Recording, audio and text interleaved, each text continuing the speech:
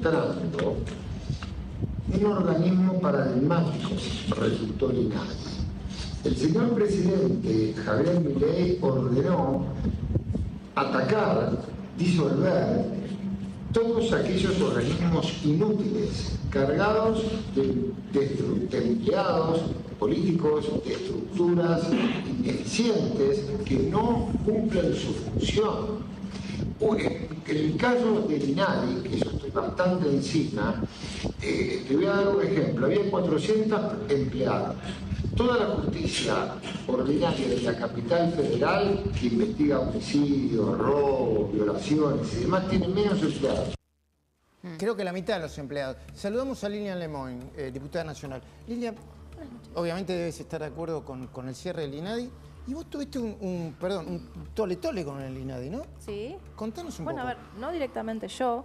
Yo estuve en la lista negra del Nodio, que no es lo mismo. Claro. El observatorio, la Defensoría del Público, la llamada Defensoría del Público. Que sigue abierto y que tiene más empleados también que la Comisaría de la Matanza. Miriam Buenísimo. Lewin. Que sigue funcionando también. Sí, Perdón. y más cosas. Pero, como vengo de la batalla cultural, aquí en Argentina, todos los que queríamos hablar en contra de la ideología de género, sobre todo cuando se empezaba a hablar de la ley del aborto y demás, en la época del tetazo, cuando empezamos a despertarnos del tetazo, historia antigua, por suerte, que no hay que olvidar, porque los pueblos que desconocen su historia se ven obligados a repetirla, decía alguien a quien el kirchnerismo suele invocar injustamente. Pero nosotros éramos constantemente amenazados, aunque no éramos parte del gobierno, no militábamos en ningún partido político, simplemente por oponernos a la ideología de género, se nos amenazaba con el INADI. El INADI se convirtió en una herramienta de amenaza y mordaza para todo aquel disidente de los lobbies de izquierda. Y esa es la función que cumplió, de policía de la disidencia. Así que hoy, cuando Adorni anunció el cierre del INADI, yo sentí que había llegado Navidad.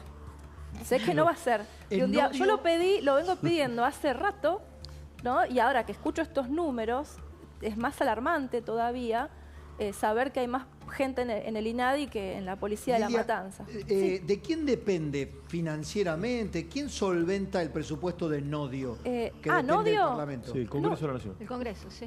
Hay una bicameral que lo creó. Hoy Hernán Lombardi con Eduardo Feynman dijo, hay que cerrarlo ya, ¿no? Sí, ¿no? totalmente. Que además es policía del pensamiento, Pero claro, que nos quiso explicar hoy... cómo hablar del conflicto de Malvinas, bueno, en el caso del INADI, cómo referir a las cuestiones del Mundial de Fútbol, si se puede decir hoy campo me parece de que guerra, está Martín Menem y Victoria Villarruel en plenas condiciones de seguir complementariamente a esto que se ha hecho con el INADI, ¿no? Tomemos a Martín Caparrós, si querés. Sí, era la Gestapo del pensamiento esto, ¿no? Sí, claro. Sí, Sí. ya que hablaba de Goebbels, sí. Exacto. Esto es la Gestapo del pensamiento.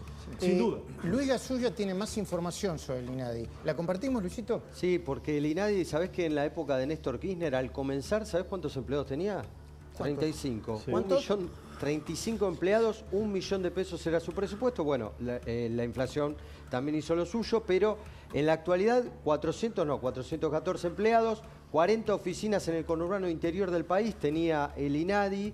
En la actualidad tuvo un disparo de empleados, una cantidad que creció muchísimo en la época de Lubertino. De María ¿Recordás? José En la Lubertino. época de Cristina Fernández de Kirchner. Claro, bueno, Ahí era una se plataforma política, ¿no? mucho. Ajá. Depende del Ministerio de Justicia y Derechos Humanos, que también están viendo la cantidad de empleados que hay, 6.000 empleados, 1.000 empleados en licencia en la actualidad y 200 sedes en todo el país.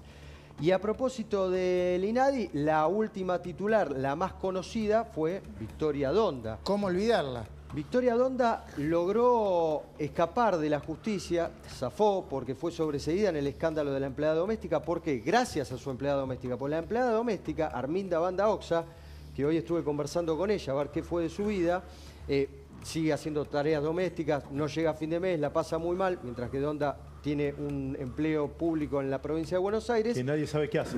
Que nadie sabe qué hace. Ni para qué funciona ese cargo. Fue sobreseída gracias a la empleada doméstica porque la empleada doméstica no aceptó el cargo en el INADI. Si lo hubiese aceptado, otro hubiese sido la consecuencia consumó el judicial. delito, No se decís, consumó el claro. delito. Para recordar que en vez de pagarle el sueldo ella se lo quería pagar a través del INADI, sí, además de denegrearla durante mucho Y, tiempo. No te blanquea. La extorsionaron, No hablen bien. mucho. Y en la ¿Cómo? causa ¿Cómo? civil... Perdón. Que no te blanquea. No ¿Cómo no digan te negrear porque Ah. no te blanquea. Ahora que no está ahí nadie nos tenemos que cuidar más.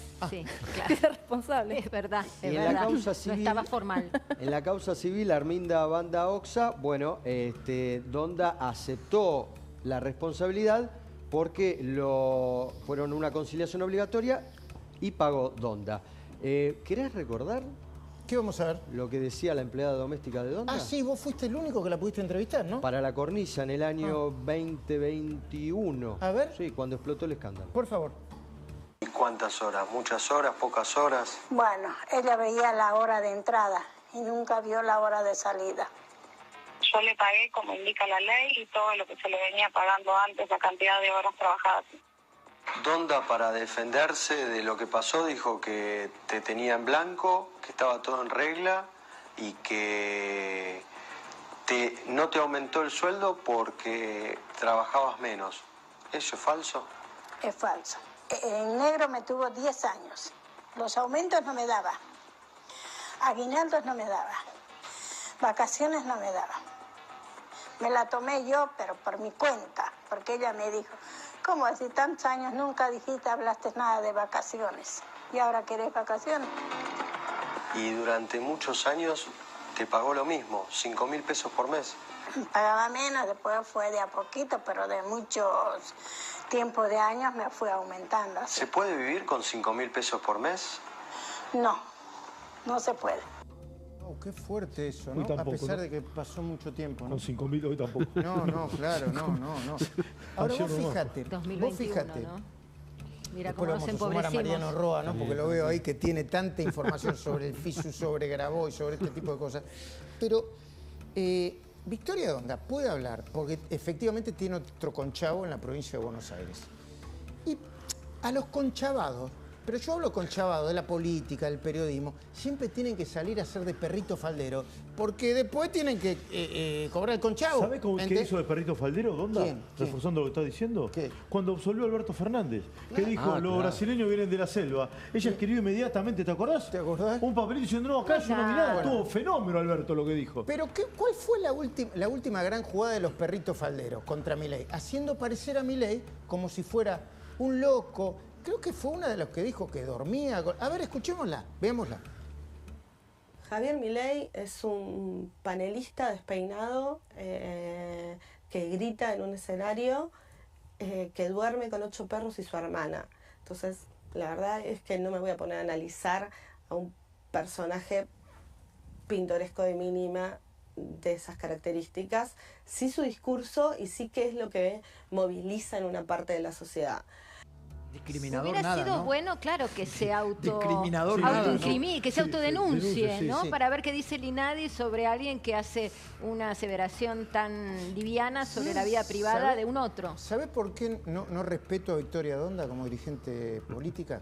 Porque fue una de los que vino a hablar con nosotros, vino a margen del mundo, porque quería junto con Daniel Menéndez discutir las ideas y porque decía que la corrupción del kirchnerismo era insoportable. Era insoportable. De hecho, cuando empezó a discutir y cuando empezaron a moverse las aguas y la empezaron a querer comprar, ella dijo, a mí el kirchnerismo nunca me va a poder comprar. Mirá. Yo ya te dije que el Fernet lo largues o cambies la medida. Es una de Fernet y el resto de Coca-Cola. Historia de vida, ¿Sabes ¿no? lo que pasa con el kirchnerismo? No me pudo comprar, Brancatelli, por eso tienen bronca ustedes. ¿Por qué no me pudieron comprar? Perdón, yo no soy político. Que yo, a nosotros, a mí, no me pudieron comprar. El kirchnerismo no me pudo comprar. ¿Cómo quiso comprarte? Decide.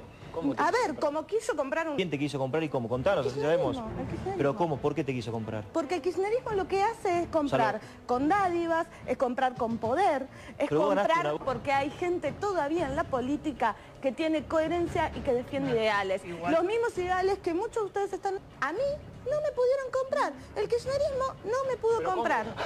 A mí no me pudieron comprar. El kirchnerismo no me pudo comprar.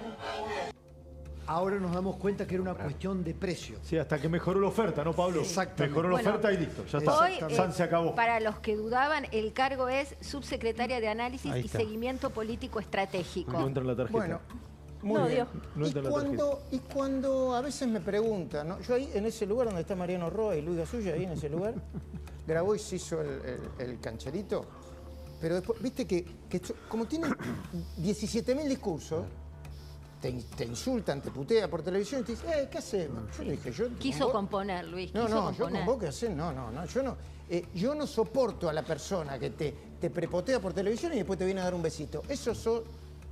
Yo no tengo nada que ver con vos, ni que te defienda el Papa, pero yo no soy cancherito, pero tampoco soy hipócrita. Bueno, ¿y sabés por qué tampoco lo respeto a Grabois? Porque Grabois me dijo a mí, entre a otros periodistas, que a él le hacía siempre mucho ruido la fortuna del kirchnerismo. Me lo dijo 1, 2, 3 veces. Y se lo dijo a Lino Varecio también, cuando se lo preguntó en una entrevista, que en términos históricos no hace mucho, hace más o menos. ¿La ponés, por favor? ¿Su fortuna no te hace ruido? Sí. Es multimillonaria. Sí. Me ha servido. Me gustaría que todo el mundo fuera como Pepe Mujica, pero eso es lo que me parece a mí. Entonces yo tengo que tener la posibilidad. Me hacen ruido un montón de cosas. Y entonces, ¿qué pasó? Un día no te hizo más También ruido. era una cuestión de precio, Luis. Mejoraron la oferta, Luis. Sí, mejoraron la oferta. A ver, pará, Son Mariano, liberales, ¿Te das mira, cuenta que no estaban negociando? Sí, bueno, Mariano viene de la gráfica, como, bueno, nosotros, Pablo, yo vengo de la gráfica, Esteban también. Y en la gráfica, viste que nosotros tenemos que funcionar con el viejo archivo, ¿no? Otro chip. ¿Vos te acordás que este mismo Grabois fue a Comodoro Pi a bancar a Cristina? Sí. Porque era la cara de Lofer, ¿te acordás, no? Sí, me acuerdo inclusive cuando vino al diario y dijo que a Sergio Massa antes de votarle algo, se iba a ir del gobierno, que se peleaba con Cristina, que aunque venga y le Ni ofreciera que venga todo Cristina y me lo explique. ¿Se dijo. acuerdan ustedes? Bueno, Sí. terminó obviamente acordando Sí. con Sergio Massa y sobre todo con Máximo Kirchner, que fue el que armaron este fondo fiduciario famoso que está todo en boga. Ahora vamos a hablar y mucho y tendido, y hay nuevos datos, porque Grabois cree que porque alguien del gobierno dijo, no, me parece que funcionó más o menos bien, habría que verlo, ¿no? Ya quedó absuelto de culpa y cargo. Bueno, el mismo Grabois fue el que, ni bien asuma Alberto, le dice, Alberto, no creas en los cantos de sirena. Y a los 2 minutos estaban sentados en la mesa de Alberto repartiéndose todos los negocios.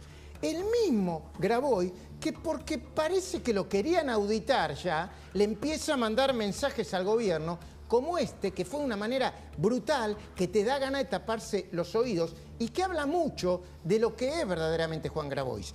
Cuando dice, Alberto, habrá dicho, ¿para qué te pusimos? Yo agrego, entre Máximo, Cristina y todos nosotros, ¿para qué te pusimos ahí? ¿Te acordás de esto? Mirá. Si no hay para que salgamos de la pobreza, por lo menos que no haya indigentes. Es una cosa tan elemental que yo no entiendo por qué no se dan cuenta que no es política la puta madre. Es obvio que esto no da para más. ¿Para qué te pusimos ahí? ¿Para que haya menos pobreza? No para que haya más. Acá me va a salvar Gasulla. ¿Esto no coincide cronológicamente con el cuestionamiento a Miño y al manejo del fondo? Mediados del 2022 se hablaba de corrupción dentro de este fondo fiduciario, el Fondo de Integración Sociourbana, el FISU, y Grabois amenazaba con cortar las rutas, los puertos, y de repente no estuvo más en tela de juicio la continuidad de Miño, y no cortó ni un puerto, ni una ruta, y no hizo más estos Y después le discursos. ofreció ser su ministra de Desarrollo Social si es que él accedía a la presidencia de la Nación. Noten cómo en las venas de Grabois está el espíritu golpista. Incluso Alberto Fernández le dice, nosotros te pusimos ahí. Lo estaba Yo te puse extorsionando ahí, para que sí. no se metieran con la caja. Lo mismo está haciendo ahora con Milei, desde el otro lado. Está en la génesis, ¿sí? Su golpismo intrínseco.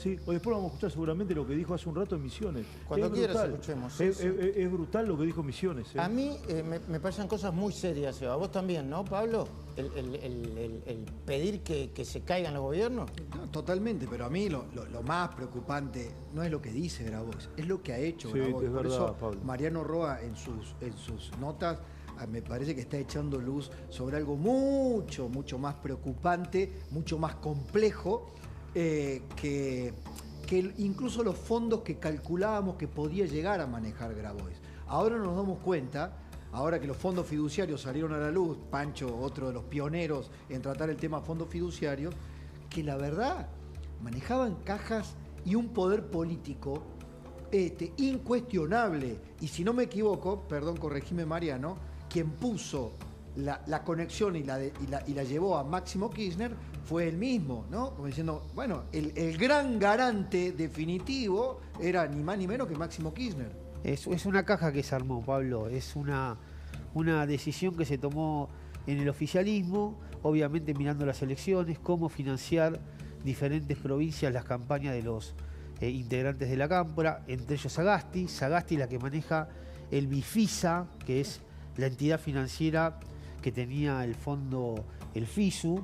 Esto aclaremos, es Anabel Fernández Sagasti, todavía senadora por Mendoza y candidata a gobernadora por Mendoza. Claro, fue candidata en las anteriores elecciones. La idea de Vicentín, digamos. Efectivamente. De las cristinistas de paladar negro. Sí, eso. ¿no? Bueno, ahora en Mendoza, que me están escribiendo varios, hay un gran problema porque están buscando. ¿Cómo? Explica qué es ese fondo. ¿Cómo se llama? El FISU o el Bifisa. El Bifisa. El Bifisa es ya sabemos. Vos para hacer un fondo fiduciario necesitas una entidad financiera. ¿Por qué? Porque vos recibís el fondo de un impuesto, en este caso el impuesto de Máximo Kirchner, que es el impuesto de los grandes fortunas, y también el impuesto país, que hoy me explicaban un funcionario del gobierno que cuando estaba más larga la brecha entre el dólar oficial y el dólar turista es cuando más recibía el fondo. Entonces era un tema que hasta le beneficiaba políticamente a los que manejaban esa guita.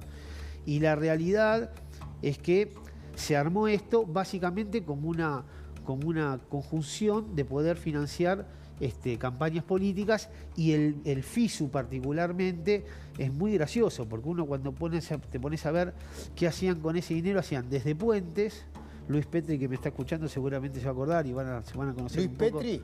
Porque Luis, por medio en el Ministerio de Defensa, en algunos aserraderos y lugares conocidos hasta hicieron puentes. Puentes extraños, porque una cooperativa es muy extraño que pueda hacer un puente.